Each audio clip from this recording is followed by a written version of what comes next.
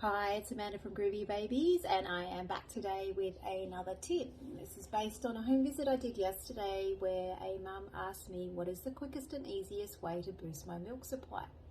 So the quickest and easiest way to boost your milk supply is to remove milk. So that can come in the way of power pumping, it'll come in the way of hands-on pumping, it can come in the way of adding in a extra pump through the night when your prolactin levels is high enough.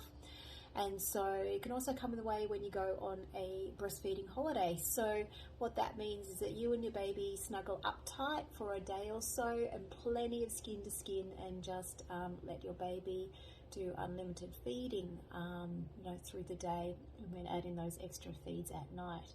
It's really important not to go for long periods of time when you're wanting to try and increase your supply in between feeds. So sometimes mums find that the supply actually decreases a bit. Let's say if your baby starts sleeping 5 or 6 hours straight, so we're missing out on at least one feed.